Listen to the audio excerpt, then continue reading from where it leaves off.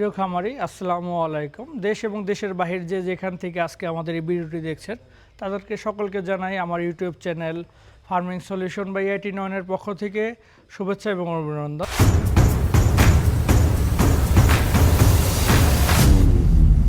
আজকে যে বিষয়টি আপনাদের সামনে আমি আলোচনা করব সেটি গবাদি পশুর জন্য একটি সবথেকে গুরুত্বপূর্ণ বিষয়, যেটি গবাদি পশু যে কোনো জীবের জন্য সবথেকে গুরুত্বপূর্ণ বিষয়। এটি আমি যেটি কথা বলতে যাচ্ছি সেটি আপনাদের গবাদি পশুর জন্য খুবই একটি হুমকি, প্যারাসাইট, যেটি আপনার কৃমি নামে পরিচিত এবং আপনারা পরজীবী বলে থাকেন। কিন্তু খামারিরা যে ধরনের সমস্যার সম্মুখীন হয় সেটা বিভিন্ন ধরনের প্যারাসাইটে আক্রান্ত হয় তাদের পশুগুলো। এদের অন্যতম আক্রান্তর ভিতরে দুই রকম যেটা আমরা শ্রেণীবিন্যাস করে থাকি, একটি হলো একটোপ্যারাসাইট আর একটি হলো অ্যান্ডোপ্যারাসাইট। একটোপ্যারাসাইট বলতে গবাদি পশুর যে শরীরের উপরিভাগে যে প্যারাসাইট দেখা যায়, যেগুলো উকুন, আঠালি, এইগুলোকে একটোপ্যারাসাইট বলে। এবং গবাদি যেটি সবথেকে বেশি সমস্যা করে সেটি হলো গবাদি পশুর অভ্যন্তরীণ যে কৃমিগুলো, যে প্যারাসাইটগুলো আপনারা দেখে থাকেন, এই ধরনের সমস্যাগুলো, যেমন আপনার গোল কৃমি, ফিতা কৃমি, কলিজা কৃমি নামে পরিচিত, এই ধরনের কৃমিগুলোকে আমরা অ্যান্ডোপ্যারাসাইট বলে থাকি। এই অ্যান্ডোপ্যারাসাইটের যে শ্রেণীবিন্যাস আছে তার ভিতরে অন্যতম গোল কৃমি, যেটা রাউন্ড ওয়ার্ম নামে পরিচিত, সেটি গরুর হয়। এবং বাচ্চাদের যেটা হয় ফিতা কৃমি হয়, বাচ্চা গরু যে 6 মাসের নিচে বাছুর, এদেরকে সাধারণত ফিতা কৃমি হয়ে থাকে।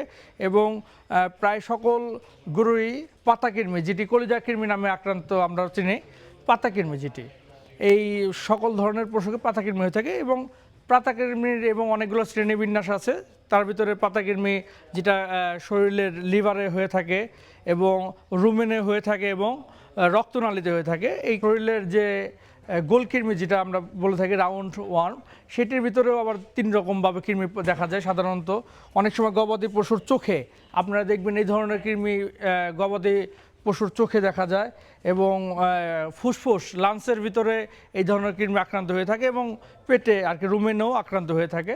আজকে আপনাদের সামনে এই সকল কৃমির হাত থেকে রক্ষা পেতে আপনাদেরকে যে ধরনের সমস্যার সম্মুখীন হবেন না, এগুলো নিয়ে আলোচনা করব। আজকে দেখতে থাকুন যে আমরা এই যে ফার্মেটিতে এসেছি, এটি একটি মোটা তাজা করার খামার। কিছুদিন আগে গরুটি বাজার থেকে কিনেছি কিছু সার এবং হাড্ডি সার, কিছু বকনা গাবি, রিজেক্ট গাবি, এইগুলোকে এখন আমরা কৃমিমুক্ত করব এবং কৃমিমুক্ত করার পরবর্তীতে লিভার টনিক দিয়ে অন্যান্য যে ভ্যাকসিনেশন আছে সেগুলো আমরা পরামর্শ দেব। আপনারা দেখতে থাকুন আমরা কিভাবে গরুগুলোকে কৃমিমুক্ত করি। আজকে এই ফার্মে আমরা বাজারের সবথেকে ভালো যে কৃমিনাশক ইনজেকশন পাওয়া যায়, আরআরপি কোম্পানির কোরিয়ান একটি কৃমিনাশক ওষুধ, যেটি আইভারমেকটিন প্লাস ক্লোরোসোলন গ্রুপের একটি ওষুধ, যেটা সাধারণত গোলকৃমি, ফিতা কৃমি এবং কলিজা কৃমি 3 ধরনের কৃমিকেই সে ধ্বংস করতে পারে। এবং একটু দামটা একটু এক্সপেন্সিভ হলেও কার্যকারিতা অনেক বেশি। আপনারা দেখতে থাকুন এই ধরনের কৃমি ওষুধ কীভাবে আমরা প্রয়োগ করে থাকি। এবং এটি সাধারণত চামড়ার নিচে আর কি, শরীরের চামড়া, ঘাড়ের যে চামড়ার নিচে আমরা পোষ করে থাকি। আপনারা দেখতে থাকুন আমরা কিভাবে গরুগুলোকে কৃমিনাশক দিয়ে থাকি।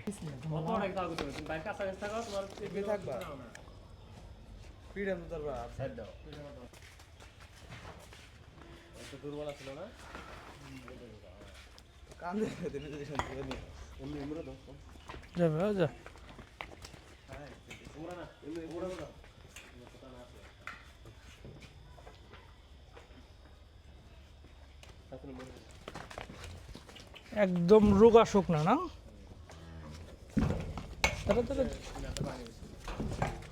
কি হয়েছিল এটারই? আচ্ছা, যেটারই তখন দেওয়া হয়েছিল, নাইট্রোনিক্স দেওয়া হয়েছিল। এখানে এই যে পেজ দেন, এনে পেজ দেন।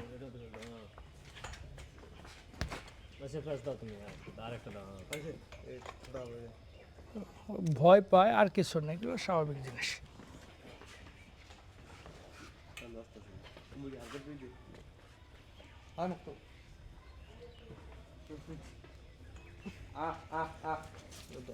ছেড়ে দেন।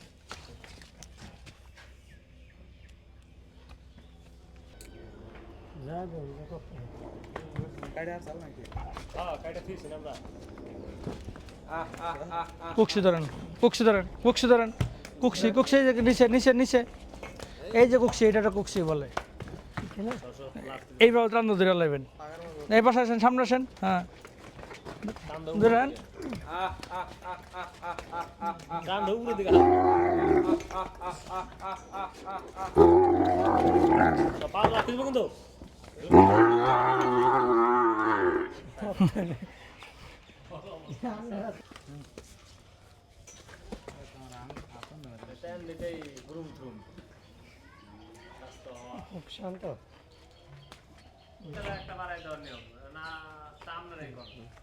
না, বিষয়টা অমন না।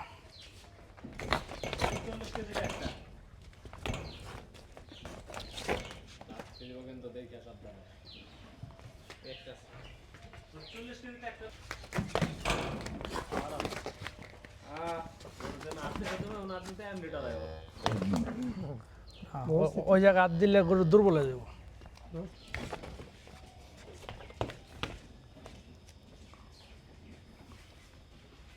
ধরেন ধরেন ধরেন,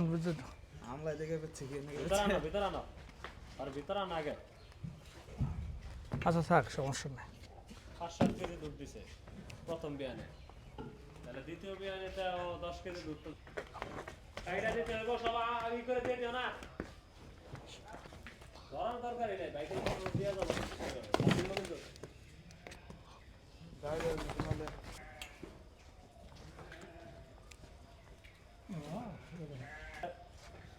ডাক্তাররা বাইতে যাইয়া বাংলাদেশে একটা আইভারমেকটিন দিয়া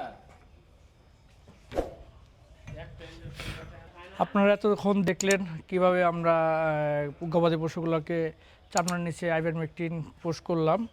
আমরা প্রতিটি গরুকে অ্যাভারেজে 7 থেকে 8 মিলি 10 মিলি পর্যন্ত আইভারমেকটিন দিয়েছি।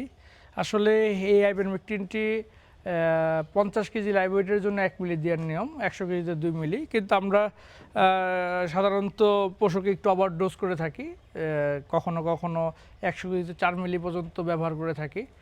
তা আপনারা আপনাদের নিজের স্থানীয় ভেটেরিনারি সার্জন এবং উপজেলা প্রাণী সম্পদ অফিসারের পরামর্শে এই ধরনের ওষুধগুলো ব্যবহার করবেন, কারণ যে কোনো কিছু একজন ডাক্তারের পরামর্শ যদি করেন, সঠিক ডোজ আপনার গবাদি পশুটিকে কৃমিমুক্ত করতে অনেক সহযোগিতা করবে। আমরা আজকে এই গরুটিকে আইভারমেকটিন প্লাস ক্লোরোসুলন গ্রুপের যে ইনজেকশন দিলাম।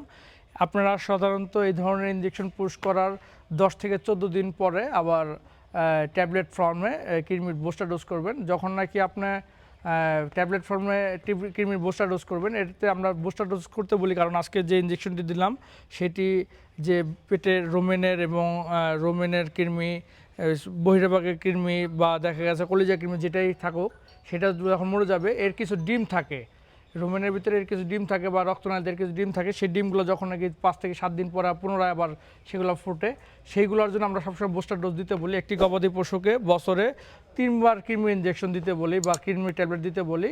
4 মাস অন্তর অন্তর আপনারা এই কৃমি ইনজেকশনগুলো করবেন বা ট্যাবলেট দিবেন স্থানীয় যে ভেটেরিনারি সার্জনের পরামর্শে, এবং বছর অন্তত একবার লিভার টনিক আপনারা অবশ্যই খাওয়াবেন গরুকে, কারণ আপনাদের কৃমির কারণে যে লিভারগুলো ফ্লু হয়ে থাকে বা লিভারের ক্ষতিগ্রস্ত হয়ে থাকে, সেই কোষগুলোকে রিজেনারেট করার জন্য আমরা লিভার টনিক পরামর্শ দিয়ে থাকি।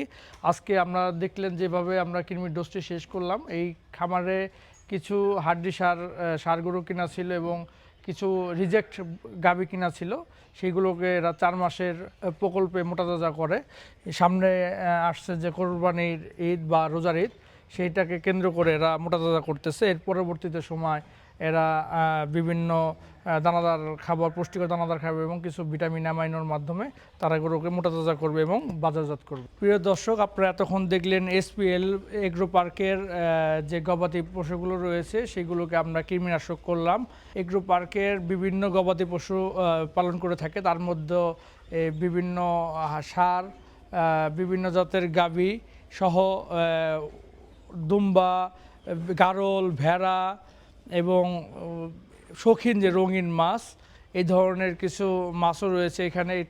এটার বড় একটা রঙিন মাছ এরা ফিশ পালে। এবং শৌখিন প্রাণীর ভিতরে রয়েছে হরিণ, যেগুলো চিত্রা হরিণ নামে পরিচিত, হরিণ, ময়ূর, রাজাহাঁস, বিভিন্ন ধরনের প্রাণী রয়েছে। আপনারা দেখুন, আপনাদেরকে আমরা ঘুরিয়ে ঘুরিয়ে দেখাই কিভাবে এরা এই ধরনের প্রাণীগুলো পালন করছে। আসুন।